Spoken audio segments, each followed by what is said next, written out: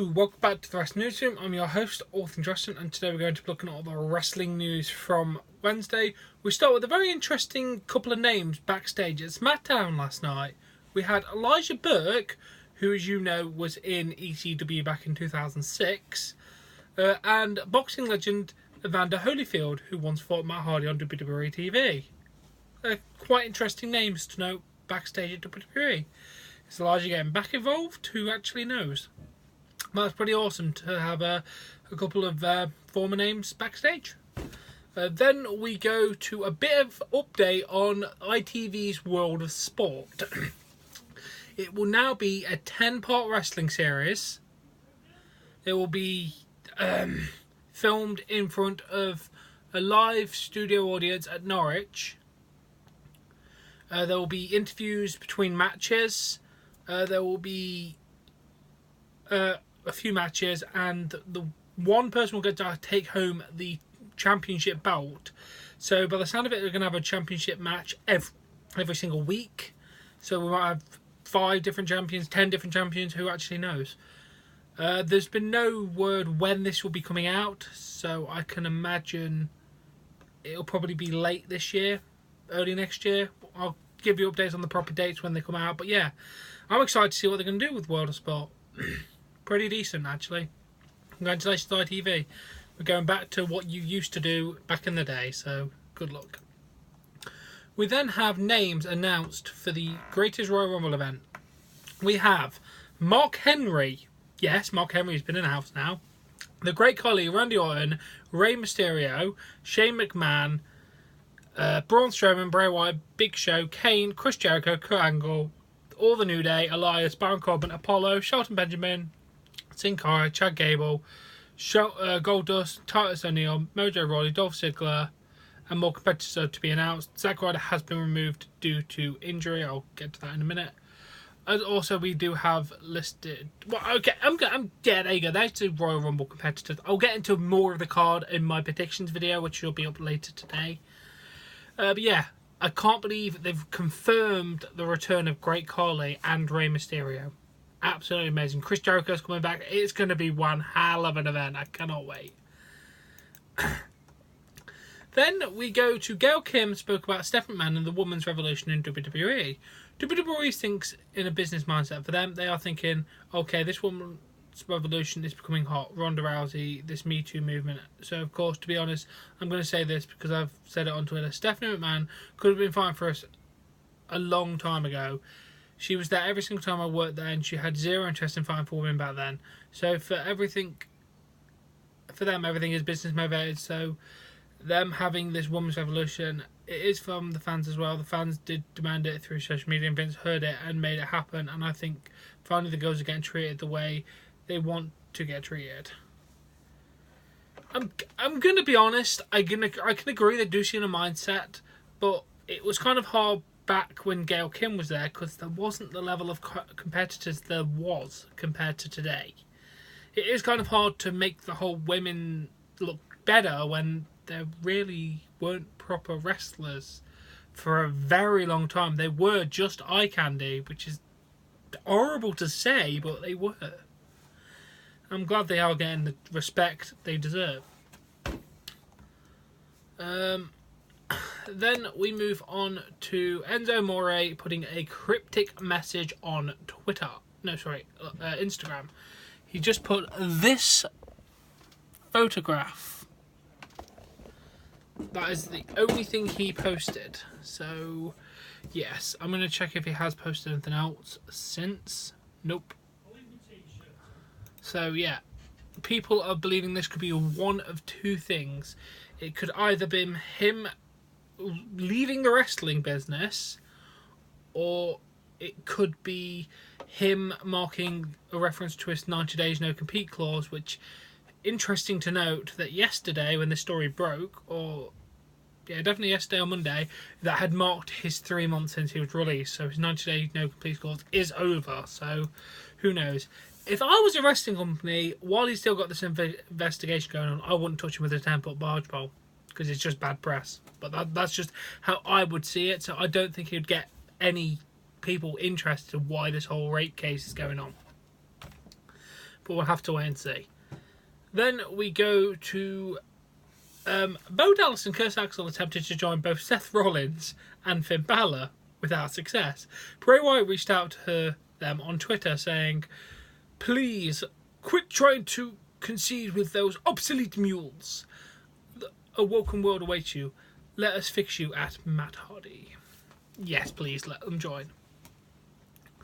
And then Baron Corbin commented on not being chosen as the Undertaker's opponent for the Greatest Royal Rumble. I 100% was jealous. I sent a few text messages to people going, "What the heck, how am I not in this match?" There was a huge moment of jealousy. I've always wanted to be in the ring with Taker. I just got a little taste of him at the Royal Rumble a couple of years ago when he eliminated me. I owe him a good fight, that's for sure. I grew up watching Taker. He used to scare me as a kid, so I think that would only add to the excitement to be in a casket match with a guy like that. There's definitely some jealousy. I'm not surprised it's The Undertaker. I bet everyone in the backstage is going, "Damn you, Rusev!" But yeah, it's an incredible opportunity for whoever's facing him. It's going to be a good match. And then, as I alluded to earlier, Zack Ryder has been injured. He was having a match with Mike Kanellis on main event, and he suffered a knee injury. So he is going to be flying to Orlando to get an MRI. We'll keep you posted as much as we know. I personally think this will be the end of Zack Ryder. He said, "I'll be back," but I'm going to be honest at this point. Is there any point of Zack Ryder returning? What has he done in the last year that has been memorable or decent? At this point, he should just retire. Save whatever little dignity he has left, unfortunately. I love Zack Ryder, but he's just going nowhere. Kevin Owens and Sami Zayn have also been announced for the Greatest Royal Rumble match to fill in for like another spot. And Shane McMahon, if I already mentioned that one. Then we go to Triple H commenting on women not performing in the Greatest Royal Rumble event. I understand that people are questioning it, but you have to understand that every culture is different, and just because you don't agree with a certain aspect of it, it doesn't mean it's not a relevant culture.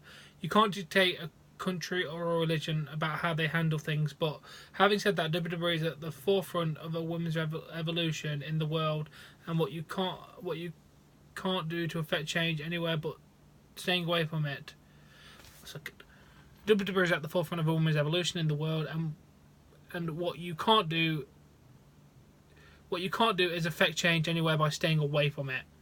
Right now, women are not competing in the event. We have had discussions about that, and we believe that hope in the next few years they will be. There's a significant culture shift in Saudi Arabia. The country is in the middle of a shift in how it's dealing with that. The position is changing, the rights are changing, as are the way women are handled and treated in society. We think that's a great thing, and we're excited to be at the forefront of that change. So, by the sound of it, they are changing the culture, so women will hopefully be able to wrestle in Saudi Arabia in the next few years. I know I don't like the cultures where women are just treated like dogs, but a lot of them are just going now. Saudi Arabia is one of the last ones as far as I'm aware, and they're going to hopefully be shifting from that. UAE have started to shift from that. A lot of cultures and countries are, which is very, very good for everybody in the world.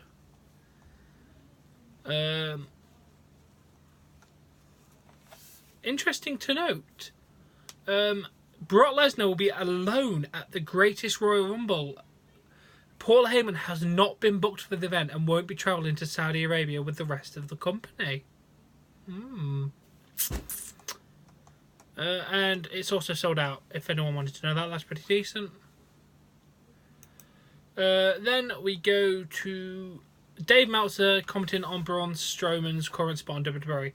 I feel that there's a feeling that he's better off not being champion. I agree that Roman is not the guy. I think that's been the case for years. Well, they know that Braun Strowman is the most popular guy, and I know that people in the company who definitely think he should be the champion and he should be the guy that beats Brock Lesnar. Look, I think that's probably better. We'll see. Maybe in the end, that's what they'll do. But Roman needs to be heel. That's all there is to it. Whether he wins the title or not, he needs to be a heel. You know this isn't John Cena who's selling a ton. I mean, I know his sales are good, but you have Strowman who's in the same spot. And also the other thing is that freaking lame "get these hands" chant. That is so lame, yet people are picking up on it. So yeah, that's another thing. See, Braun Strowman gets shit over. Just give him the goddamn title, WWE.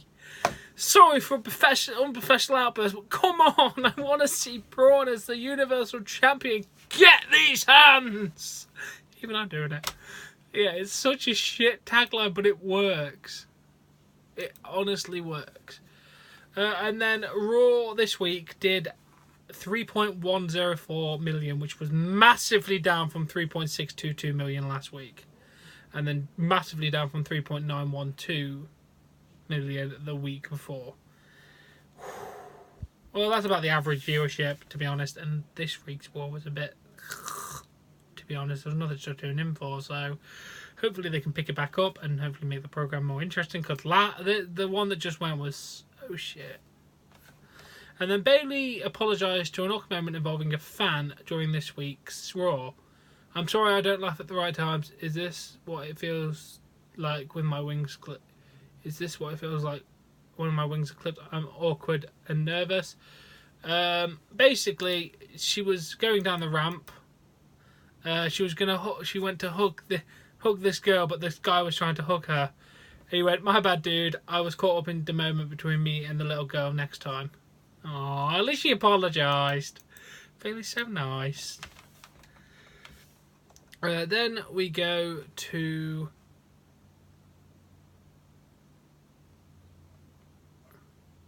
Oh, yeah, there's an update on Paul Heyman.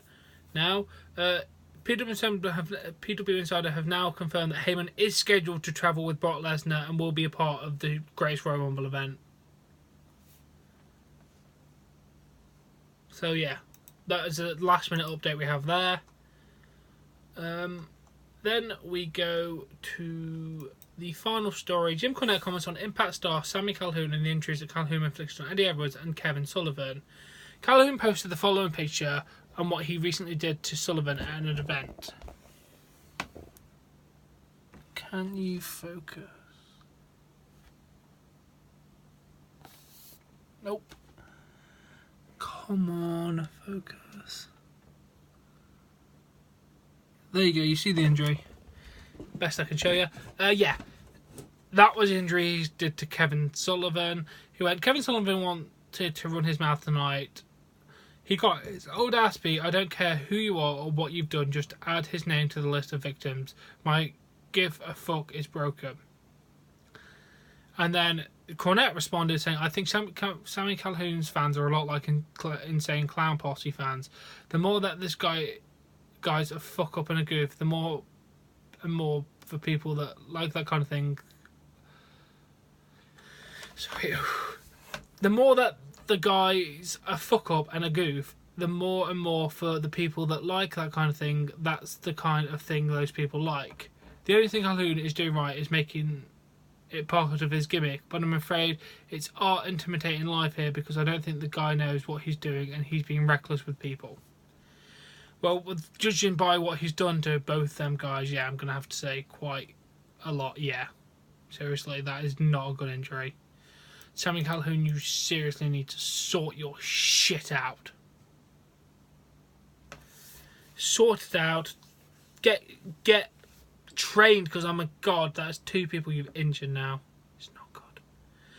And that's been the Wrestling Newsroom. I do hope you've enjoyed it. If you have, please give this video a like. Please support me on Patreon. A link in the description below. Subscribe to see more content, and I'll catch you later.